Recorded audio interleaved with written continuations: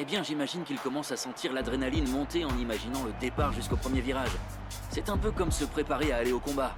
L'inconnu joue sur les nerfs, mais c'est une bonne chose. Ça leur permet de rester concentrés sur l'instant. Bonjour, et on se sur ce qui retrouve les sur entoure à F1 mesure que le départ 2019 du Grand Prix approche. pour essayer de comprendre ça. La stratégie de changement de pneus, mais aussi comment le jeu arrive à calculer en avance le temps que l'on va mettre pour la course. Le premier virage arrive vite, donc les pilotes seront regroupés. Fais attention. Bonjour, c'est Scientiprof avec montré démontré dans les jeux vidéo.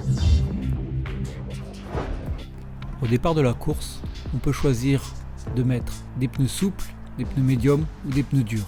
Les souples correspondent à la couleur rouge, les médiums au jaune et les durs au blanc. On voit qu'on peut choisir même le nombre de tours où on veut garder ces pneus. Et ces changements influent sur le temps total de la course. Celui-ci s'affiche en blanc lorsqu'on gagne du temps et en rouge lorsqu'on en perd.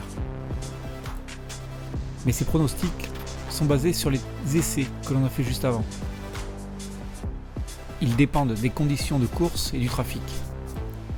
Donc on prend une stratégie au départ, mais on peut la faire évoluer en cours de course. Par exemple, si je prends cette situation-là, je suis ici en première position, suivi juste après de Verstappen en deuxième position. Il est affiché en haut à gauche à 6 secondes 3 derrière moi. Oui, je sais, j'ai mis les aides, c'est parce que j'ai pas appris les circuits encore par cœur. Du coup, les aides m'aident à tourner, à connaître le circuit. Le circuit est divisé en 3 parties. Du coup, je l'ai relevé 3 fois par tour, dans chaque secteur du tour. En haut à droite s'affichent les 3 secteurs. On voit qu'il s'affiche en rouge, ça veut dire que je roule légèrement en dessous de mon meilleur tour. Je viens de finir ici le deuxième secteur. J'attends que Verstappen finisse le deuxième. Ça y est, il est affiché à 5 secondes 9. Ça veut dire qu'il refait l'écart sur moi. Déjà parce que je suis en manque d'essence, et donc je ne peux pas mettre le mélange riche, mais surtout parce que j'ai des pneus durs, et pas lui. Donc je me pose la question, est-ce qu'il faut que je m'arrête pour changer les pneus, ou est-ce que les 10 tours qui restent suffisent pour finir en tête, malgré qu'ils reviennent de 4 dixièmes par secteur. Alors pour comprendre ça, il faut voir qu'ici, quand je prends le circuit, j'ai un temps ici pour les pneus durs. Et je vois que lorsque je mets pneus moyens, gain au tour est d'une demi-seconde. Et lorsque je mets les pneus souples, je vois que je peux gagner encore jusqu'à 1 seconde et demie au tour, en moyenne. Ces moyennes de temps ont été acquis pendant les essais, mais dépendent aussi du circuit. En prenant exemple sur une course de 20 tours, dont un tour fait 10 secondes. Je prends 2 pilotes, un pilote A que je laisse en pneu dur, et un pilote B en rouge, auquel je vais rajouter un arrêt. Alors un arrêt au stand dépend aussi du circuit. Ici on va prendre un arrêt de 20 secondes. Entre le moment où on ralentit et puis celui où on réaccélère, on perd globalement 20 secondes. On voit que le temps de course a été décalé. On rajoute une ordonnée à l'origine en plus lorsqu'on a un arrêt au stand. Mais si je m'arrête pour prendre un pneu différent, là on va prendre des pneus soft, on voit que je joue sur la pente de ma droite. Le but étant d'arriver avant pour pouvoir gagner. On voit ici que la stratégie est de changer de pneu, de prendre un pneu soft au 10e tour. Pas après parce que sinon la droite n'arrive pas en dessous, et pas avant parce que les pneus soft ne tiennent pas assez longtemps. Dans le jeu, au bout de 10 tours, ils ont un fort risque d'éclatement. Donc dans le jeu, on a à peu près 15 tours pour les pneus moyens, 20 tours pour les pneus durs et moins de 10 tours pour les pneus soft.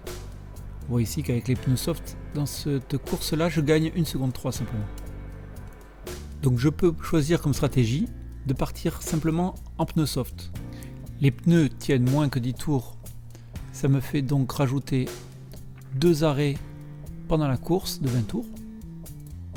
Et je vois que malgré ça, je peux arriver en même temps, en théorie. Cela me permet de faire la course sans être trop gêné si les autres ne font pas la même stratégie, et donc d'optimiser mon déplacement de pneus. Je vois que je peux faire les changements aussi au 7e tour et au 14e tour pour arriver à peu près au même résultat, et donc adapter ma stratégie en fonction du trafic. Donc en revenant à ma course, Ici j'ai 3 secondes 6 de retard. Il reste 6 tours. Si je m'arrête, je vais perdre 20 secondes au stand. Mais si je mets des pneus tendres, je vais gagner 2 secondes au tour. Sur 6 tours, ça va me faire 12 secondes de mieux. On voit que ça me laissera un décalage encore de 8 secondes. Si j'avais dû le faire, vu qu'il est à peu près à 4 secondes, j'aurais dû le faire lorsqu'il était encore 4 secondes avant. Il faut savoir aussi qu'en Formule 1, lorsqu'on est à moins d'une seconde derrière un autre pilote, on peut activer à certains endroits du circuit le DRS. C'est-à-dire qu'on va baisser les appuis en ligne droite, ce qui va permettre d'augmenter la vitesse de pointe. Donc si un pilote arrive sur nous et est plus rapide que nous, lorsqu'il sera à moins d'une seconde, on peut dire qu'il va nous doubler sans aucun problème. La Verstappen est en train de se rapprocher, il est plus qu'à 2 secondes 1. Il reste encore 3 tours. J'essaie de limiter les erreurs. J'optimise la trajectoire en roulant sur les vibreurs. Voilà, fin du premier secteur, il se rapproche encore. Je sens qu'il va pouvoir être derrière moi lors du dernier tour et pouvoir activer son DRS. Essayer de freiner le plus tard possible. La relance est assez mauvaise. Ici je dérape de l'arrière. Il faut en plus que je lâche l'accélérateur le plus souvent possible pour pouvoir récupérer le peu d'essence que j'ai pour finir la course. Ça va être compliqué, mais je peux le faire. Ici je commence à rattraper des retardataires, c'est-à-dire qu'ils ont un tour de retard. Ils vont avoir ensuite un drapeau bleu qui va s'agiter, ce qui signifie pour eux qu'ils doivent me laisser passer. Là j'ai refait un peu de retard, donc drapeau bleu sur les concurrents devant. Il faut savoir aussi que dans les Formule 1 maintenant, on a un ajout de puissance possible sous forme de batterie électrique qui s'appelle l'ERS. Ici je ne gère pas parce que j'arrive pas bien à gérer un tout. Voilà, je maintiens l'écart à 2 secondes encore. Je m'approche. Le concurrent doit s'éloigner de la trajectoire idéale comme il fait. Voilà, ici ça me fait gagner le DRS, du coup je vais pouvoir augmenter ma vitesse de pointe et donc peut-être éventuellement m'éloigner de Verstappen.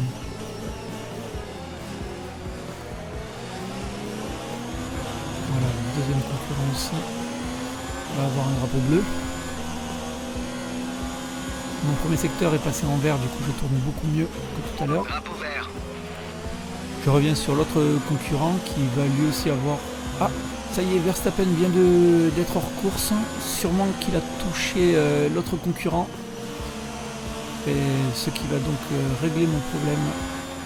Voilà, petite déconcentration, blocage de roue. Mais j'essaie de ne pas faire la même bêtise non plus. Ça devrait passer.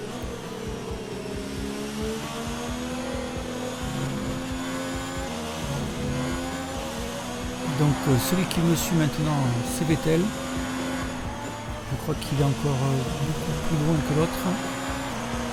Oui, donc il n'arrivera pas à me rattraper non plus sur le dernier tour.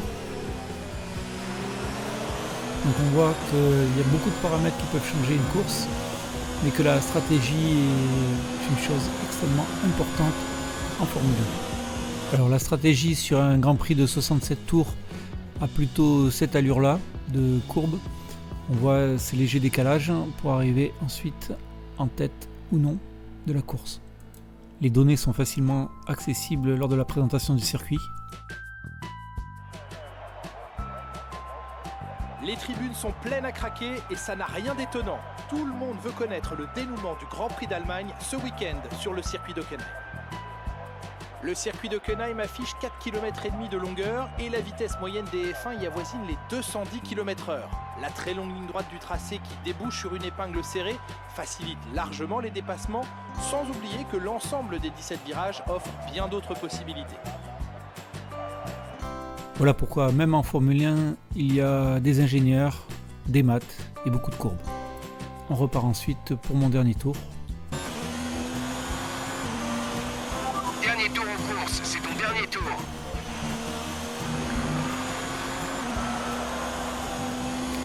Ici on voit que Vettel signe le meilleur tour, ça veut dire qu'il va le plus vite possible pour essayer de rattraper, mais il a 4 secondes à faire.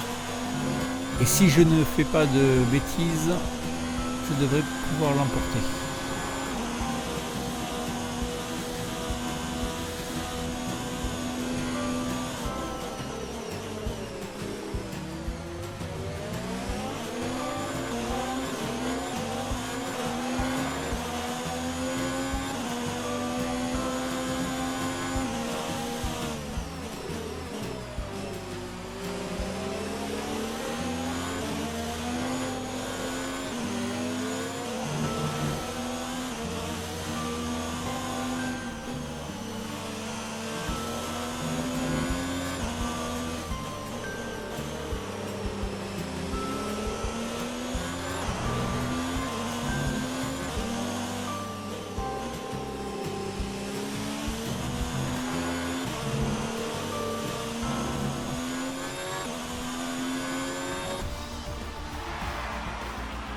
Absolument génial, c'est un super résultat, bravo.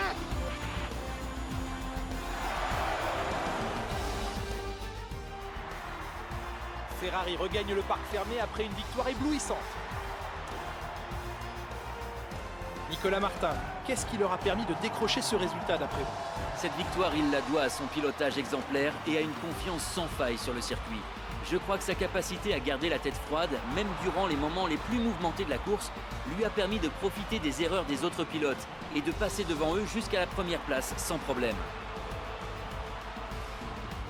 Ferrari est de retour aux affaires avec une superbe performance durant le Grand Prix aujourd'hui. Aucun doute, Ferrari est bien une équipe qui sait ce qu'elle vient chercher sur la piste.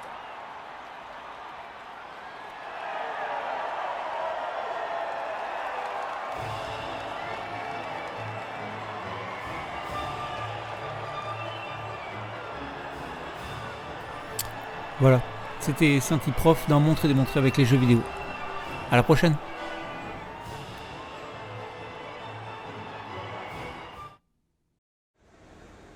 C'était une bonne journée. Quelles sont vos impressions? Examinons le classement des pilotes. Ce résultat réduit l'écart entre le leader du classement et les autres. Alors Nicolas Martin, qui serait pour vous le pilote du jour? Ça ne peut être que Valtteri Bottas. Il a été magistral aujourd'hui et je pense que le public avait les yeux rivés sur lui pendant la majorité de la course. Le moment est venu de jeter un œil au classement des constructeurs. Aucun changement dans le haut du classement, mais après les résultats du jour, leurs concurrents se rapprochent. C'est un week-end de Formule 1 complètement fou auquel nous venons d'assister. J'ai vraiment hâte de voir la suite. Quelle performance extraordinaire! Vous devez être très content de ce résultat.